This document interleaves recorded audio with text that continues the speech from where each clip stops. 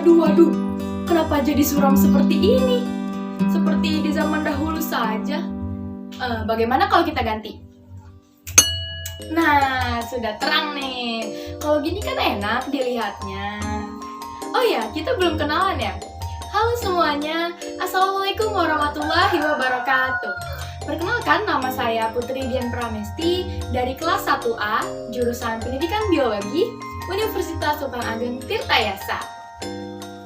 Di video kali ini, saya akan sedikit menjelaskan tentang ragam bahasa. Tadi kita udah sempet nyasar ke zaman dahulu. Kira-kira apa ya hubungannya zaman dahulu dengan ragam bahasa? Simak videonya di video ini. Oke, ragam bahasa. Kira-kira apa sih ragam bahasa ini? Ya, ragam bahasa adalah bentuk bahasa yang bervariasi menurut konteks pemakaian yang berbeda-beda.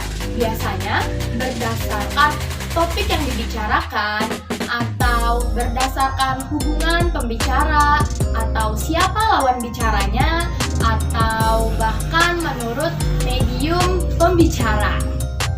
Nah, ragam bahasa ini memiliki banyak macamnya loh ternyata. Kira-kira apa saja ya macam-macamnya? Oke, sekarang membahas macam-macam ragam bahasa. Kira-kira apa saja ya macam-macamnya?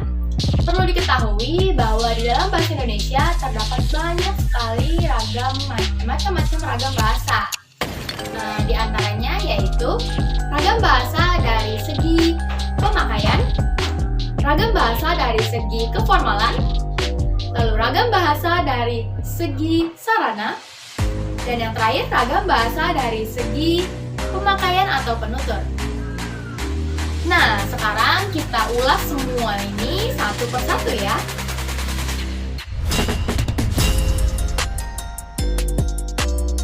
Yang pertama yaitu ragam bahasa dari segi pemakaian. Ragam bahasa dari segi pemakaian memiliki 4 macam di dalamnya. Yang pertama yaitu ragam bahasa sastra, ragam bahasa jurnalistik, ragam bahasa ilmiah, dan ragam bahasa militer.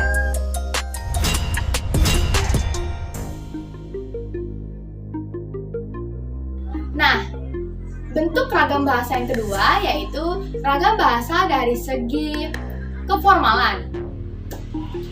Nah, di dalam ragam bahasa dari segi keformalan terdapat 5 macam. Yang pertama yaitu ragam bahasa baku atau yang biasa digunakan pada acara-acara hikmat. Lalu yang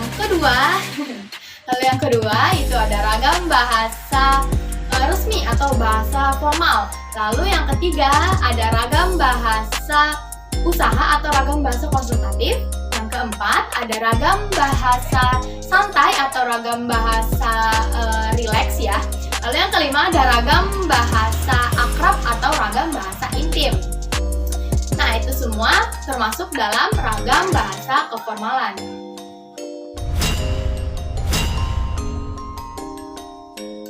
Oke, kita lanjut ya. Bentuk ragam bahasa yang ketiga yaitu ragam bahasa dari segi sarana. Nah, kalau dari segi sarana cuma ada 2 macam ya. Yang pertama yaitu ragam bahasa lisan dan ragam bahasa tulisan.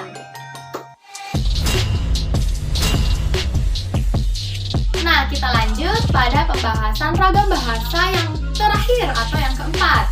Nah, pada ragam bahasa yang terakhir ini ada ragam bahasa dari segi pemakai atau penutur. Nah, pada ragam bahasa ini terdapat 4 macam, teman-teman.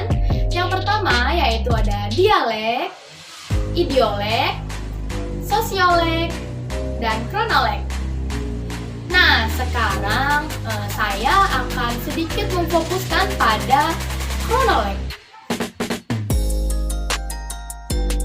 Nah, sekarang kita berfokus pada ragam bahasa kronolog.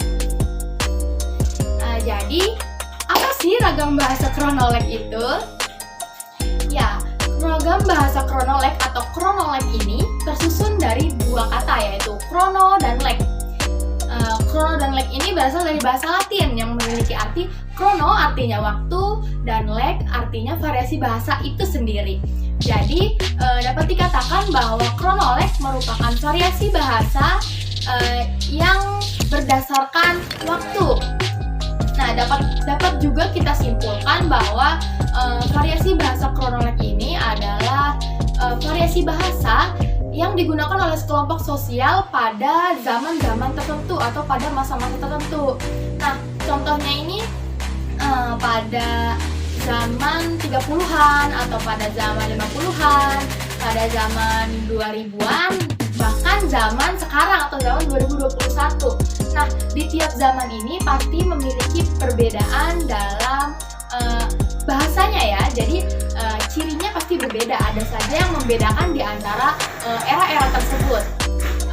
Biar lebih jelas, kita lihat contohnya ya. Sama orang pribumi saja saya tidak senang melihat Nyai bersama mereka. Apalagi dengan buaya-buaya itu. Mereka semua itu adalah orang-orang kotor. Mereka adalah turunan koloni-koloni Belanda. Kalau Nyai mau musik, saya bisa mencarinya di luar negeri. Mau? Tidak, Tuan. Terima kasih.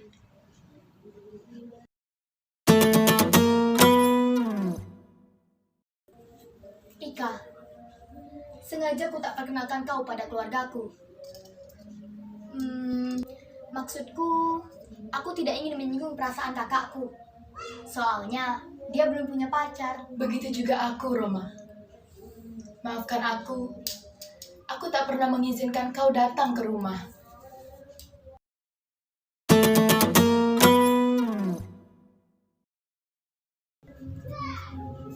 Mau kemana lo? Bukannya minta maaf malah mau kabur.